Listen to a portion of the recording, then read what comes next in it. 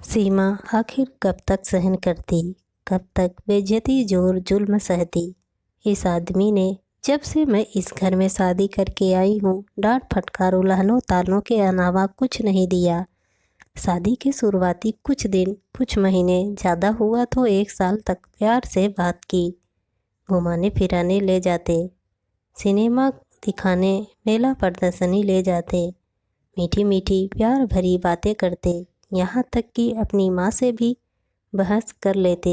अगर मेरी सास मुझे छोटी छोटी बातों पर टोकती तो पतिदेव अपनी माँ से कह देते, क्यों छोटी छोटी बातों पर घर की शांति भंग कर रही हो।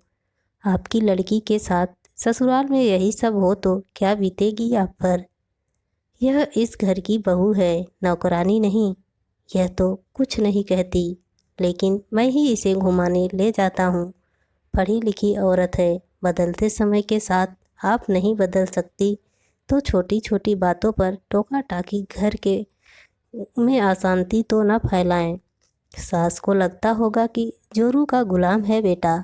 वे गुस्से में कुछ दिन तक तो बात न करती, बात करती भी तो इस तरह जैसे धीरे धीरे बातों से अपना गुस्सा निकाल रही हूँ। मुझे क्या करना, तुम खूब घूमो फिरो लेकिन हद में। आस पड़ोस में के घर में भी बहुएं हैं। यह क्या बात हुई कि जब जीज आया मुंह उठाकर चल दिए, ना किसी से कुछ पूछना ना बता कर जाना। आखिर घर में बड़े बुजुर्ग भी हैं, उनके मान सम्मान का भी ध्यान रखो। 1 साल बाद ही पति के बर्ताव में बदलाव आने लगा। शायद शादी की खुमारी अब तक उतर चुकी थी। पहले ये बहुत ही कम टोका टाकी करते, बाद में बात बात पर टोकने लगे। मेरी कोई बात इन्हें अच्छी ही नहीं लगती। हर बात में अपनी माँ की तरफदारी करते, चाहे वह बात गलत हो या सही। मैं सुनती रही। इस बीच 2 बच्चे भी हो गए। कहने को घर गृहस्थी तो ठीक ठाक चल रही थी, लेकिन जिन पति से सीमा प्यार करती थी उनके बात बात पर डांटने टोकने से मन उदास रहने लगा। मैं अपनी तरफ से पति का, सास का, बच्चों का, घर का पूरा ख्याल रखती, फिर भी इनकी बात बात पर टोकने डांटने की आदत नहीं जाती। एक बार सीमा ने गुस्से में जरा जोर से कहा भी था, आखिर बात क्या है, आप मुझे इस तरह से बेइज्जत क्यों करते रहते हैं। इन्होंने झुंझुला कर जवाब दिया, मैं मर्द हूँ, घर का मुखिया हूँ, गलत बात पर टोकूंगा नहीं तो क्या लाड करूँगा। तुम 2 बच्चों की माँ बन गई हो, तुम्हें घर की जिम्मेदारी समझनी चाहिए। गलती पर डांटता हूँ तो गलती को सुधारना चाहिए, इसमें बुरा मानने वाली क्या बात है। मैं ऐसी कौन सी बात गलती करती हूँ, क्या मन भर गया है मुझसे। मुझे तो सबको साथ लेकर चलना है। तुम्हारा भी अब तक मन भर जाना चाहिए। प्यार मोहब्बत की उम्र बीत चुकी है, अब अपने फर्ज पर ध्यान दो। आखिर मैंने फर्ज निभाने में कौन सी कमी रखी है। तुम फिर बहस करने लगी। मुझे तुम्हारी यही बात अच्छी नहीं लगती। आपको मेरी कौन सी बात अच्छी लगती है। आजकल औरत हो, औरत की तरह रहना सीखो, घर के काम काज देखो। अम्मा की तबीयत ठीक नहीं रहती है आजकल, उनकी देखभाल करो। करती हो तो, करती तो हूँ, करती तो अम्मा शिकायत नहीं करती। अम्मा की तो आदत है मेरी शिकायत करने की, एक की 4 लगा कर भड़काती हैं। खबरदार जो मेरी अम्मा के बारे में कुछ कहा। इन्होंने इतनी ज़ोर से डांटा कि मैं गुस्से में अपने कमरे में आकर रोने लगी। बेडरूम में तो ये बड़े प्यार से बात करते हैं, हालांकि अब यह होता है कि बेडरूम में सीमा के आने तक ये सो जाते हैं। सीमा को घर के काम में निपटाते निपटाते ही रात के 11-12 बज जाते हैं। अब दोनों के बीच संबंध बनने में भी काफ़ी समय होने लगा था। मसरूफियत, जिम्मेदारी, बढ़ती उम्र के साथ ऐसा होता है, इसका कोई शिकायत नहीं। लेकिन आदमी तो 2 बातें प्यार से कर ले तो क्या बिगड़ जाएगा। लेकिन पता नहीं क्यों आजकल मुझे देखकर इनका पारा चढ़ जाता है। खासकर दूसरों के सामने ये दूसरों से तो अच्छी तरह बात करेंगे, अपनी अम्मा से, बच्चों से, पास पड़ोस के लोगों से, घर आए रिश्तेदारों से, दोस्तों से तो इस तरह कदर प्यार से बातें कर के किसी जैसे इन्हें गुस्सा आता ही न हो, मानो जबान पर चाशनी चिपक जाती हो। लेकिन सुबह मैं थोड़ी देर से उठूँ तो चिल्लाते हैं, तुम जल्दी उठ नहीं सकती? यह कोई समय है उठने का? अभी तक चाय नहीं बनी, चाय में चीनी कम है, कभी ज़्यादा है, खाने में नमक नहीं है, यह सब्जी क्यों बनाई है? वही काम करती हो जो मुझे पसंद नहीं आता।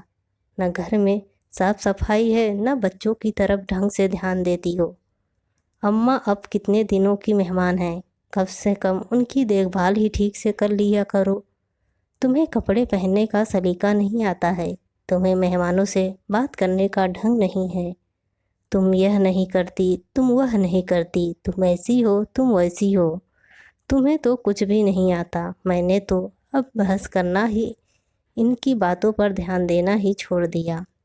जो कहना है कहते रहो, मेरा काम सुनना है, सुनती रहती हूँ, लेकिन आखिर कब तक? अकेले में कह दे तो सुन भी लूँ, चार लोगों के बीच टोकना डांटना घोर बेइज्जती है मेरी। मेरे औरत होने की पत्नी हूँ, नौकरानी नहीं। एक दिन इनके 2-3 दोस्त खाने पर आए, इनके कहे मुताबिक ही खाना बनाया, मैंने अच्छे से परोसा, लेकिन दोस्तों के सामने ही इनका चिल्लाना शुरू हो गया, जरा अपने हाथ पैर तेजी से चलाओ, यह जेट युग है, बैलगाड़ी की तरह काम मत करो। फिर इन्होंने चीख कर कहा, दही कहाँ है, अभी लाई? सीमा ने अपनी रुलाई रोकते हुए कहा। इनके एक दोस्त ने कहा, क्या दबदबा बना रखा है यार, मैं अगर अपनी पत्नी से इतना कह दूँ तो घर में मुसीबत खड़ी हो जाए। दूसरे दोस्त ने इनकी हिम्मत बढ़ाते हुए कहा, वाकई सही मायने में तू असली मर्द है, औरतों को ज़्यादा सिर पर नहीं चढ़ना चाहिए। सीमा अंदर रसोई में से सब कुछ सुन रही थी। जी तो चाहता था कि सारा सामान उठाकर फेंक दूं, इन्हें और इनके दोस्तों को जमकर लताड़ लगाऊं, लेकिन चुप रही। पर सीमा ने भी मन ही मन तय कर लिया था कि अपनी बेइज्जती का बदला तो लेकर रहूंगी, लेकिन बहस से चीख चिल्ला कर नहीं, घर का माहौल बिगाड़ कर नहीं। इन्हें मैं बताऊंगी कि औरत कैसे शर्मिंदा कर सकती है, कैसे हरा सकती है, कैसे तुम्हारे मर्द होने का अहंकार तोड़ सकती है। खाना खा रहे दोस्तों के बीच मैं दही रखने गई, तभी दोनों बच्चे वहां आ गए। खेलते हुए, बाहर निकलो, इन्हें कमरे से बाहर निकाला। तुम बच्चों का ध्यान नहीं रख सकती, वे जोर से चिल्लाए। मैं दोनों बच्चों को जबरदस्ती घसीटते हुए कमरे से बाहर ले गई। इनके किसी दोस्त की आवाज़ कानों में आई, खाना तो लजीज बना है। इन्होंने मुंह बिचकाते हुए जवाब दिया, खाना तो सुधा बनाती थी, पहले मेरी उसी से शादी होने वाली थी, सगाई तक हो गई थी उससे। कई बार मैं सुधा के घर भी गया, ऐसा स्वादिष्ट खाना मुझे आज तक नसीब नहीं हुआ। इनकी सगाई टूटने का बात मुझे तो पता थी, लेकिन सुधा के खाने की तारीफ और मेरे खाने को सुधा के मुकाबले कम तर बताना मुझे अखर गया। ये मर्द थे तो मैं औरत थी, इन्हें अपने मर्द होने का घमंड था तो मुझे क्यों ना हो अपने औरत होने का गर्व। अब इन्हें बताना जरूरी था कि औरत क्या होती है। मर्द की 100 सुनार की और एक औरत की तो लुहार की कहावत तो सच साबित करने का समय आ ही गया था। इनका यह जुमला कि मर्द बने रहने के लिए औरत को धुतकारते रहना जरूरी है, तभी भी घर बना रहता है, तभी सब ठीक रहते हैं। अम्मा जी ने इनसे एक बार कहा भी था, बेटा मर्द को मर्द की तरह रहना चाहिए, औरत को हमेशा सिर पर चढ़ा कर नहीं रखना चाहिए, उसे डांट डपट कर फटकार लगाना जरूरी है। इन्होंने अम्मा जी की बातों को इस तरह स्वीकार किया कि मेरा पूरा वजूद ही बिखरने लगे। आज किचन में खाना बनाते समय सीमा के दिमाग में पिछली बातें सोचकर उसके आंखों में आंसू आ गए। उसने ठान लिया कि मैं इनको एक औरत अपनी पत्नी की कदर करना सिखा कर रहूँगी। सबको साथ में खाना परोसते हुए सीमा ने कहा, सोच रही हूँ कुछ दिनों के लिए अपने मायके माँ के पास चली जाऊँ। उनका तबीयत थोड़ा ख़राब है और मेरे सिवा कौन है उनका। पति जी बोल पड़े, अरे अभी तो बच्चों का एग्ज़ाम नज़दीक आ रहा है, तुम कैसे जा सकती हो। माँ का तो हाथ पैर भी अब काम नहीं करता उतना। घर का देखभाल कौन करेगा, बच्चों को कौन देखेगा। सीमा बोली, 2-4 दिनों की ही तो बात है, फिर मैं तो वापस आ ही जाऊंगी। तब तक आप देख लीजिए। वैसे मम्मी पापा अकेले हैं, उनको इस हालत में कैसे छोड़ सकती हूँ। यहाँ तो आप हैं तो उनका कोई नहीं है ना। दूसरे दिन सीमा अपने माँ पापा के घर चली गई। पतिदेव सारे दिन तक फरमाइश में लगे रहे, कभी किचन में, कभी बच्चों को स्कूल के लिए रेडी करना, उनका टिफ़िन, अम्मा की दवाई, उनकी देखभाल, फिर खुद के लिए, ऑफिस के लिए टाइम ही नहीं निकाल पा रहा था। इसीलिए पति जी ने 4 दिनों के लिए ऑफिस की छुट्टी ले ली। एक ही दिन में घर की सारी जिम्मेदारी संभालते संभालते एहसास होने लगा कि सीमा ग्रेजुएट होने के बाद भी वह जॉब नहीं कर पाई, और ऊपर से हम सबका, खास तौर पर मेरा कितने अच्छे से ख्याल रखा, सारी जिम्मेदारियां कितने अच्छे से निभाया, पर मैं हर काम में नुक्स निकालता रहता। अपनी गलती का एहसास होते ही दूसरे दिन पति देव मुझे लेने आ पहुँचे। सीमा, मुझे माफ़ कर दो, मैंने तुम्हारे साथ बहुत नाइंसाफ़ी की है। मैंने तुम्हारी कभी कदर नहीं की, अपने दोस्तों के सामने मैंने तुम्हारी बेइज्जती की। सीमा, मुझे माफ़ कर दो, आज से मैं फिर तुम्हें पहले की तरह प्यार और सम्मान दूंगा।